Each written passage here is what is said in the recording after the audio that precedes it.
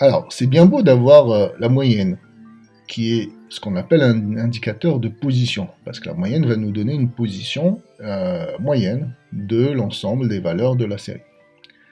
Mais ça cache beaucoup d'informations. Regardez, entre euh, une classe où la moitié des élèves ont 0, la moitié des élèves ont 20, ils ont une moyenne de 10. Et une autre classe où tous les élèves ont 10, ben c'est également une classe qui a une moyenne de 10. Donc ils ont la même moyenne, pourtant c'est deux classes complètement différentes.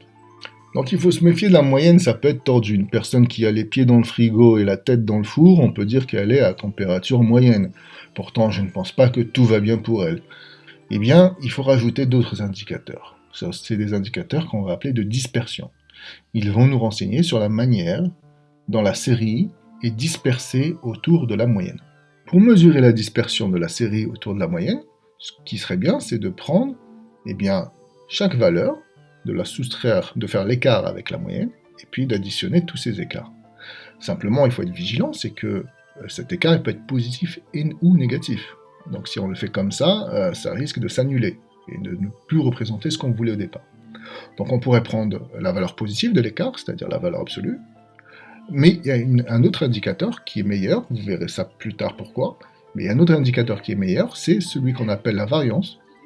Donc ce qu'on va faire, c'est que on va faire l'écart entre chaque valeur et la moyenne, et on va le mettre au carré, on va multiplier par l'effectif, et on va faire la somme de tout ça. Et on va diviser à la fin par l'effectif total. Ça, c'est ce qu'on appelle la variance. Donc si on veut mettre la version sans le sigma, ça fait ça. Donc ça fait 1 sur n facteur de quoi? N1 fois x1 moins x bar au carré. Plus n2 fois l'écart entre x2 et la moyenne au carré. Plus etc. jusqu'à la dernière valeur où on a donc l'effectif nn fois l'écart entre xn et la moyenne au carré. Et là, comme on a un carré, on va mettre la racine carrée, et là, on va voir un autre indicateur qui s'appelle l'écart type, qui est rien d'autre que la racine carrée de la variance. Ces deux indicateurs, ils vont nous indiquer ils vont nous informer sur la dispersion autour de la moyenne. Si on a deux séries qui ont la même moyenne, et on en a une qui a un écart type faible et une autre qui a un écart type élevé, eh bien c'est deux séries différentes, extrêmement différentes en termes de profil. Il y en a une qui a des valeurs qui sont très dispersées autour de la moyenne, et l'autre qui va avoir des valeurs qui sont peu dispersées autour de la moyenne. Si on prend notre exemple précédent des deux classes, donc la première classe qui a une moyenne de 10 en ayant la moitié des élèves à 0 et l'autre moitié à 20, elle va avoir une moyenne de 10 et elle va avoir un écart type élevé. Alors que la classe qui a une moyenne de 10 avec tous les élèves qui ont 10, elle va avoir un écart type nul. Donc vous voyez, ce deuxième indicateur, c'est des indicateurs de dispersion autour de la moyenne qui permettent de donner une information assez pertinente sur la série statistique. On va prendre un exemple, le nombre de frères et de sœurs des élèves, toujours le même, et on calcule la variance. Donc on calcule la variance, on va appliquer la formule tout simplement. Donc n, on commence par celui-là, donc i vaut 1, eh bien on aura l'effectif 5 fois l'écart entre la moyenne et cette valeur, donc 0 moins 64 trentièmes au carré, plus 5 fois 1 moins 64 trentièmes, qui était notre moyenne, qu'on avait calculée, au carré, etc., etc., jusqu'à la dernière, qui est 2 fois 6 moins la moyenne au carré. Et quand on fait ce calcul, on trouve environ 2,45, et quand on calcule l'écart type, qui est la racine de carré, on trouve environ 1,56. Qu'est-ce que ça veut dire? Ça veut dire que notre moyenne est de 64 trentièmes, donc on avait dit 2,13 si je me rappelle bien, et l'écart type, l'écart moyen, il est de 1,56. Alors vous avez vu que le calcul est fastidieux, encore une fois, vous allez apprendre à le faire avec la calculatrice. Comme on a expliqué pour la moyenne, la même chose. On rentre cette série statistique et on a accès à tous les indicateurs, donc la moyenne, la variance et l'écart type. Alors la moyenne en elle-même, c'est un indicateur qui peut poser problème. Pourquoi? Parce que elle est très sensible aux valeurs extrêmes. Si par exemple vous avez une classe où vous avez 5 génies qui ont tous 20 sur 20, ce qui va se passer, c'est que la moyenne de la classe va être tirée vers le haut. De la même manière, si vous avez une classe où il y a plusieurs élèves qui ont 0, la moyenne de la classe va être tirée vers le bas, alors que ça ne représente que quelques élèves. Donc c'est un défaut de cet indicateur qui peut parfois, ça dépend des situations, être embêtant. Donc il y a un autre indicateur de position que vous avez également vu en troisième, qui s'appelle la médiane. Donc la médiane, c'est quoi? Eh bien, on va prendre une série statistique, on va l'ordonner, donc on la met dans l'ordre, et on va prendre la valeur qui va la séparer en deux sous-séries de même effectif. En gros, il va y avoir la moitié qui est en dessous et la moitié qui est en haut. Donc ça, c'est ce qu'on appelle la médiane, c'est également un indicateur de position. En pratique, on va séparer deux cas. Le cas où l'effectif total est impair. Donc si l'effectif total est impair, il va y avoir une seule valeur qui va séparer en deux groupes. On va voir ça dans un exemple. Cette valeur, c'est celle qui est à la position effectif total plus 1 divisé par 2. Si l'effectif total est pair, en fait, il n'y aura aucune valeur. Le milieu va tomber entre deux valeurs, quoi. Donc lorsque l'effectif total est pair, le milieu va tomber entre deux valeurs.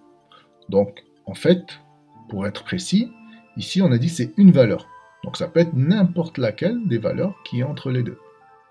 Mais en général, en pratique, on va faire la moyenne. Donc on voit ça sur un exemple, en fait deux exemples. Premier cas, à gauche, n pair. Deuxième cas, n impair sur la droite. Donc on commence par pair. J'ai mis i ici, 1, 2, 3, 4. Donc j'ai une série qui a 4 valeurs. L'effectif total égale à 4. J'ai les valeurs, donc la première valeur c'est 10, la deuxième valeur c'est 12, la troisième c'est 14, et c'est long.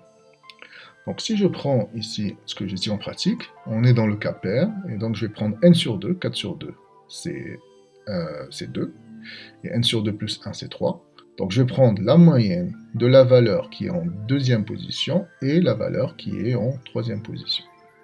Donc ici, je vais faire la moyenne entre la valeur qui est en deuxième position, c'est-à-dire 12, x2 ça vaut 12, et la valeur qui est en troisième position, c'est-à-dire x3 qui vaut 14, et donc ça va me donner 12 plus 14 sur 2, donc 13. En fait, n'importe quelle valeur entre 12 et 14 est une médiane. Pourquoi? Parce que si je prends par exemple 12,5, ça sépare bien en deux groupes de même effectif. Donc vous marquez l'importance du mot une.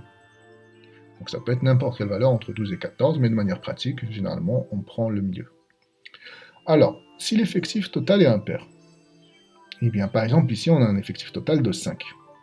Eh bien on voit que la valeur qui est ici, elle va bien séparer en deux sous-groupes, le sous-groupe 1 et 2 et le sous-groupe 4 et 5. Donc la médiane, c'est x3, et ça vaut 14. Si on prend la formule, qu'est-ce qu'on a dit? On a dit lorsque l'effectif total est impair, on prend la valeur qui est à la position n plus 1 sur 2. Donc ici, n vaut 5, n plus 1, 6 sur 2, 3. Donc on a la médiane qui vaut 14. Donc ça, vous l'aviez vu en troisième, et parfois c'est pas suffisant. On veut des indicateurs encore intermédiaires. Donc par exemple, on a celui qui est au milieu, mais on aimerait bien avoir également le premier quart et le troisième quart. Imaginez, je sais pas, vous êtes dans la classe et vous faites des classements.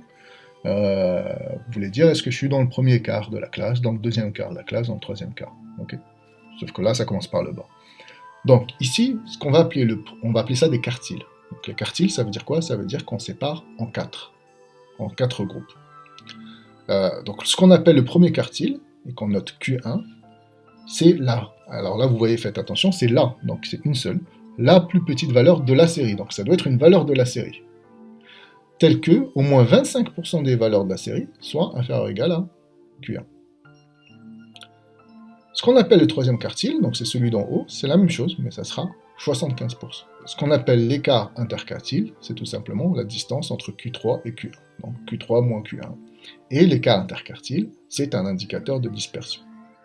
Donc on va prendre deux exemples, le cas où l'effectif total est pair, le cas où l'effectif total est impair. Donc on commence par pair. Donc ici on a une série statistique dont l'effectif total est 8. N'est-ce pas? Alors, si on prend 25%, ça fait combien? Donc 25%, c'est un quart de 8, c'est 2. Donc il faut que j'ai au moins deux valeurs qui soient inférieures ou égales au premier quartile. Donc ici, je vais prendre tout simplement la valeur de la série, la plus petite valeur de la série qui respecte cette condition, c'est x2, et donc ça vaut 12. Donc en fait, 12, il y a combien de valeurs de la série qui sont inférieures ou égales à 12? Eh bien, il y en a 3. C'est pour ça que dans la définition, il y a au moins 25%. Donc on a 3 huitièmes qui est supérieur à 25%. Donc on a bien au moins 25% des valeurs de la série qui sont inférieures ou égales à 12. Et 12, c'est bien une valeur de la série. Contrairement à la médiane qui n'est pas forcément une valeur de la série. D'accord? Donc si on veut faire le troisième quartile, si on veut calculer le troisième quartile, donc on fait 75% de 8. 75% de 8, ça vaut combien? Eh bien, ça vaut 6. Eh bien, quelle est la plus petite valeur de la série, telle qu'au moins 75% des valeurs de la série soient inférieures ou égales à cette valeur? Eh bien, c'est x6. x6, ça vaut 20. Et il y a combien de valeurs de la série qui sont inférieures ou égales à x6? En fait, il y en a 100%. Et donc, le au moins 75% est bien vérifié. D'accord? Donc, en pratique, vous voyez, il suffit de calculer les 25% de l'effectif total, le 75% de l'effectif total, et prendre la plus petite valeur qui respecte cela. Alors, dans le cas où n est impair, donc le cas où n est impair, la médiane tombait pile poil sur une valeur de la série. Par contre, ici, si on a 9, et bien qu'on fait 25% de 9, ça ne va pas nous faire 2, ça ne va pas nous faire 3, ça va nous faire entre les deux. Donc 9 divisé par 4, ça fait 2, 1 divisé par 4, ça fait 25, donc ça fait 2,25. Il n'y a pas de valeur à 2,25. Donc on va prendre la valeur qui est juste après. Donc ici, le premier quartile va valoir x3, c'est-à-dire 14. Donc pour 12, ça ne serait pas suffisant. Pourquoi? Parce que 2 sur 9, ça fait moins de 25%. Donc si on prend 12, on n'a pas au moins 25% qui est inférieur ou égal à 12. Ok, maintenant si je veux calculer le troisième quartile, donc le troisième quartile c'est au moins 75%. Donc si je prends 9 et que je fais 75%, donc 75% c'est 3 quarts, 1 quart c'est 2,25, et donc 3 quarts c'est 6,75. Okay. Donc si je prends la valeur qui est en position 6, j'aurai pas au moins 75%, j'aurai un peu moins de 75%. Donc je suis obligé de prendre la valeur qui est en 7, qui est 18, donc x7 qui vaut 18, et là j'ai au moins 75% des valeurs de la série qui sont inférieures ou égales à 18. En fait j'en ai un peu plus de 75%. Donc Q3 vaut 18. L'écart interquartile, c'est Q3 moins Q1, et bien il vaut 4. Ok. Voilà, c'est terminé pour cette leçon. Donc on retient simplement qu'on a des indicateurs de position qui sont la moyenne et la médiane, et des indicateurs de dispersion qui sont la variance les quartiles et les quartiles. Il y a d'autres indicateurs, donc si vous voulez, au lieu d'avoir des quartiles, donc de diviser la série en 4, on peut la diviser en 10. Ça s'appelle des déciles. Donc ça va correspondre à 10%, 20%, etc. Et même dans les grosses séries statistiques, par exemple en économie, en démographie, on va parler de centiles. Donc un centile, ça sera 1%. Donc même principe, on divise la série en 100. Et donc à chaque fois, on aura au moins 1%, au moins 2%, etc. Donc voilà, ces notions sont assez simples. C'est à vous maintenant de vous exercer pour bien les assimiler. Bon courage. Et n'hésitez pas, encore une fois, à poser vos questions.